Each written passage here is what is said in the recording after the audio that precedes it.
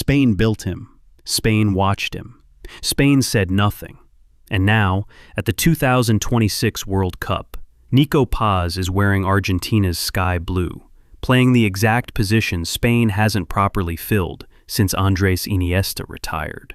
Before this video ends, you'll know the specific moment the Spanish Football Federation lost a generational number 10, and why no official at the FA has ever publicly explained the silence. One question before we go further. If the country that raised you never called, would you wait? The contradiction at the center of this story is almost too clean to be real. Nico Paz was born in Santa Cruz de Tenerife. He learned football on Spanish streets. He was developed at Real Madrid's La Fábrica, the same academy that built Iker Casillas and Raúl. By every geographical and institutional measure, Spain had first claim on this player. Argentina had a bloodline. Pablo Paz, Nico's father, earned 14 caps for La Albiceleste, shared a dressing room with Batistuta and Simeone, and represented Argentina at the 1998 World Cup in France. When Nico first touched a ball in Tenerife, he wasn't discovering a sport. He was continuing a lineage that ran straight back to Buenos Aires. That contrast, Spanish soil, Argentine soul, is not background detail. It is the entire architecture of what Spain failed to understand in time. Spain owned the address. Argentina owned the identity. And those are not the same thing. The Federation never seemed to grasp the difference. And that gap is what this story is built on. Here is what the origin story usually skips. Spain's Football Federation does not have a structural process for identifying and securing dual national talent before rival associations move. There is no fast-track eligibility unit, no proactive outreach protocol for players with foreign parentage developing in Spanish academies. The system is built to develop players, not to claim them.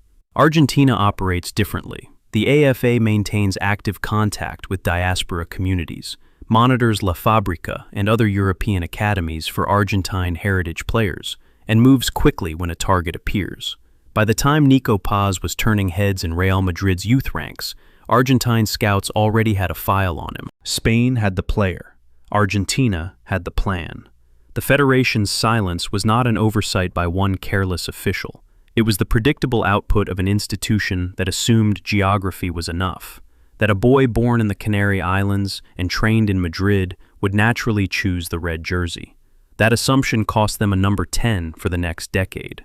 But the real cause runs even deeper than institutional structure, and it starts with a conversation Nico Paz never had with anyone at the Spanish FA, because nobody called. In 2007, Pablo Paz retired from professional football and moved his family back toward the life he'd built in Spain.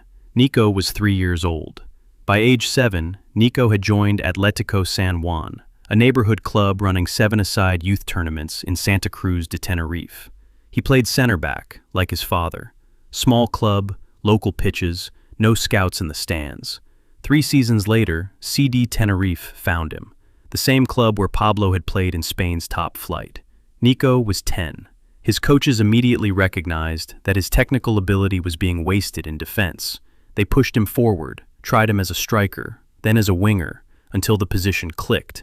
Classic number 10. In 2016, Real Madrid came for him. Nico was 12 years old when he left Tenerife for Valdebebas, trading local pitches for the most watched academy in European football. Real Madrid didn't discover him. They recognized him. Through every youth level, infantil, cadete, juvenil, he kept rising. Tony Cruz, training alongside him with the first team, was later documented saying the kid should be on the training pitch with the seniors every single day. But through all of it, the Tenerife years, La Fábrica, Cruz noticing him, the Spanish FA made no contact. The clock on his eligibility was running, and Argentina was already watching. What happened next is where the story stops being about football and starts being about a decision that cannot be undone. Real Madrid knew exactly what they had, and they put a price on it. When the club sold Nico Paz to Como 1907 in Serie A in the summer of 2023, they did not simply cash in and move on. They inserted a buyback clause, reportedly in the range of 12 to 15 million euros. That is not a courtesy gesture. That is a club protecting a long-term asset while allowing a young player to develop under regular first-team football. Real Madrid's business decision confirmed what their coaching staff had known for years. This player had elite ceiling. Ancelotti, a manager whose entire managerial record shows deep reluctance to trust academy prospects, gave Paz his Champions League debut anyway.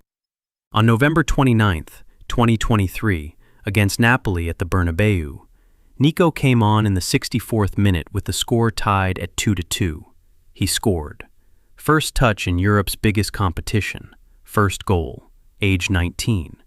Real Madrid won 4-2. Ancelotti's instinct was confirmed.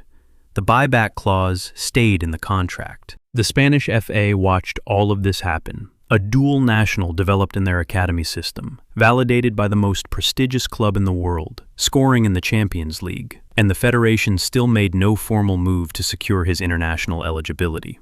By this point, the window was narrowing. FIFA eligibility rules require a player to have represented a nation at senior level, or to have met specific residency thresholds, before switching associations.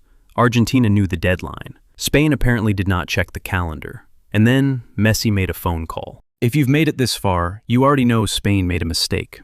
Subscribe, because the part that should have triggered an emergency meeting at the Spanish FA is still coming. Picture the scene at Como's Senegalia Stadium, autumn 2023.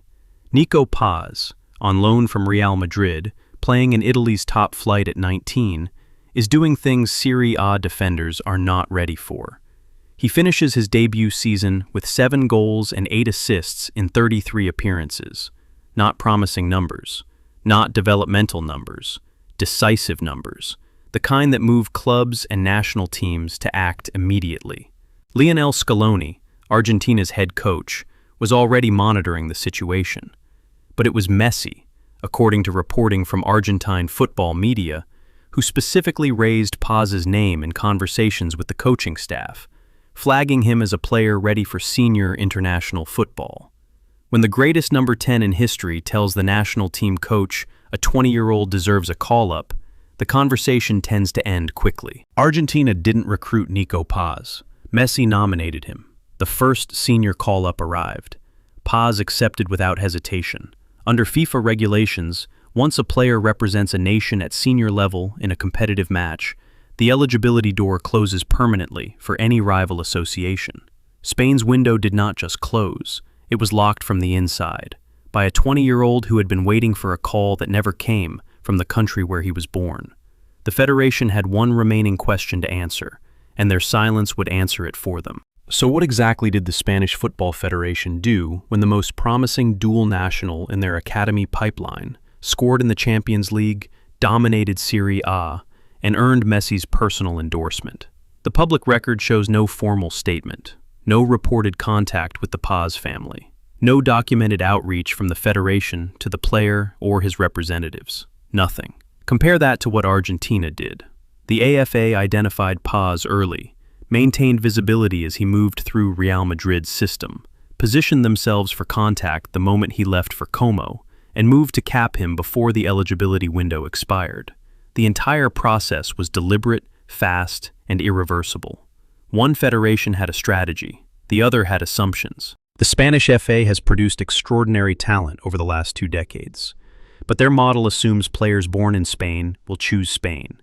That model works when the player has no competing identity. It fails completely when the player's bloodline points somewhere else and the rival association is paying attention. Nico Paz was never going to be a straightforward case. The Federation knew, or should have known, that an Argentine father, an Argentine family identity, and active AFA interest made this a competition, not a default. They chose not to compete. Now they watch him from the stands. Here is the detail almost nobody has connected publicly. Real Madrid's buyback clause on Nico Paz, that 12 to 15 million euros figure inserted into the Como transfer, was not just financial protection for the club. It was, indirectly, a public declaration of the player's assessed value by the most commercially sophisticated football institution in the world. That valuation was visible to every federation, every club, every scout with access to transfer reporting. Spain's Football Federation had the same information Argentina had. The difference is what each organization did with it. The AFA understood that the buyback clause confirmed elite trajectory. They accelerated their eligibility timeline. Argentina capped Paz at senior level before the clause was ever triggered, meaning by the time Real Madrid reacquired him, he was already internationally committed. The sequence was deliberate. Cap first, complete the transfer, close the door. Argentina used Real Madrid's own paperwork against Spain. There is also a correction worth making here. The widespread narrative frames this as Nico Paz choosing Argentina over Spain, as though it were a purely emotional decision made by a young man loyal to his father's legacy. That is partially true. But the fuller picture is institutional. Argentina executed a targeting and capping process that gave Paz a clear, formal path. Spain gave him nothing to choose from. You cannot lose a selection battle you never entered. Which brings us to what this actually means for Spain's next decade, and for the 2026 World Cup already underway. Two pictures, side by side. Spain enters the 2026 World Cup with an aging playmaking core and an ongoing search for a creative number 10 capable of carrying the position for the next 8 years. The Federation spent the last decade building elite infrastructure, and they will spend the next decade explaining why their most technically gifted dual national is wearing someone else's jersey. Argentina enters the same tournament with a 21-year-old who was developed by Spain's most prestigious academy, validated by Spain's most successful club, and handed the creative inheritance of the greatest footballer in history. The contrast is not subtle. It was not inevitable. It was a choice, made by an institution that treated geography as destiny, and paid the price when a family's bloodline disagreed.